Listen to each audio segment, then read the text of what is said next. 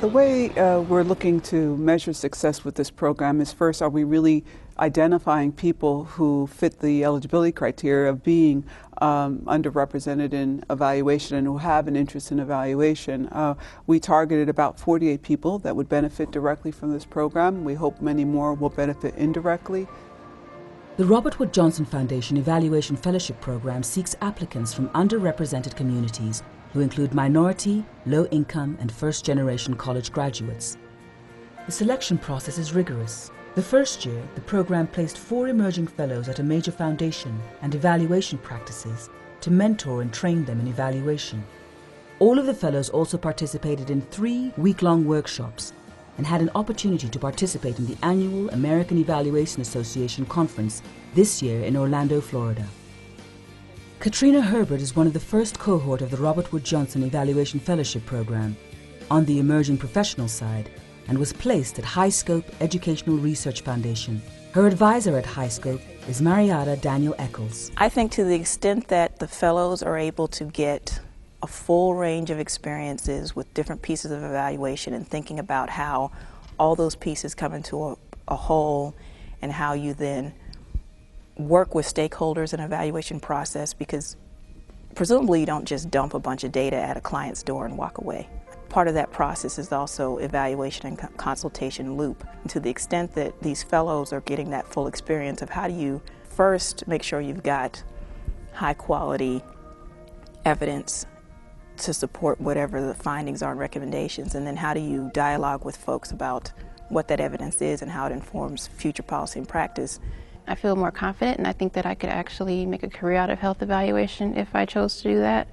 And a few months ago I wouldn't have thought that, but I think with the additional trainings that I've gotten through coming to conferences and just talking with my supervisor and just working hands-on with projects, I've gained confidence and skills that I think I could do a standalone evaluation work and not just something that was supplementary. I was looking for an experience after my master's program to give me a break because I knew I wanted to apply for doctoral study, but I wanted to do something research-oriented, something hands-on. I thought an evaluation would be a good field to learn more about because I think it's an integral part of public health work, especially as someone who wants to do community-based programming. I think that having evaluation skills are a key to doing effective programming and making the best use of resources. So that's what led me to the fellowship program.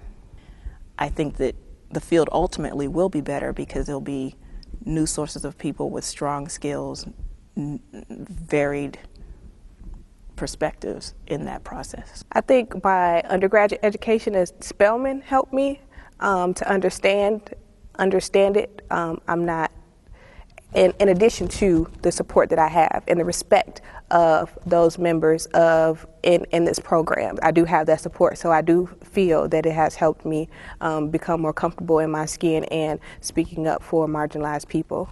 On Monday morning, I usually type up a list of things that I work on for the week and email it to my supervisor and mentor. And I read the responses of the grantees about how the economic downturn has affected their programs. And I synthesize that information and I do a summary to the president every month. And I really like that because I don't have direct contact with the grantees and I'm a bit removed. And it brings a sense of importance because I don't get to talk to the president at all. So that's my time to articulate to her. I feel like I have a connection to her and it's fun. I've mainly spent most of my life with the tribe that I'm affiliated with and come from. So I think this is a way to expand my experience in learning about other cultures and tribal cultural beliefs and values and how their situations might be similar or different, and just learning about that. The structure of the Robert Wood Johnson Foundation Evaluation Fellowship Program includes a participatory advisory board whose members are drawn from evaluation practices, foundations and academia across the country. They are a key component to the success of the program. They provide suggestions to promote the program to identify potential applicants. They review applications to identify the best candidates and provide feedback to the program. Many also participate in workshops and trainings as instructors. The program also has a retooling fellows program for mid-career professionals who remain at their non-profit organizations while in the fellowship. They apply together with their organization and are selected through a rigorous process. While still employed at their workplace, they receive evaluation training. During the fellowship year, they complete an evaluation project for their organization and receive training and coaching from the fellowship staff. If you have a group or a cohort who's consistently answering this question wrong, you really need to look at that question, So those are some ways you can refine and begin to look at what questions you should be asking. I'm with the National Association for Community Health Centers, and we've been running a AmeriCorps program since, 1994. It's tailored for everyday people who want to make a change in their community, which in theory these vistas represent. And so they learn, as you can imagine, the variety of skills that are linked to being a strong leader. I am a very firm believer that it is the role of nonprofits to push back against garbage in, garbage out data collection strategies. If your funder wants you to use a multiple choice test and the people that you're working with can't read English well enough to give you reliable answers on that test, that is not a useful data collection tool. And it is amazing to me the number of times you may have to have that conversation to explain to the funder that it doesn't matter if you get the pencil marks on the piece of paper if the pencil marks don't actually translate back to any real knowledge or understanding on the part of the participant. Funny story that comes to my mind is I'm at a workshop recently where the presenter was talking about a structured interview that they took pains to put together for injection drug users. And they wanted to have the structured language stated in a way that it would speak to the population. They could comprehend it, but of course get the data that they wanted. And one of the items that was boiled down to reach this group was, where do you shoot up?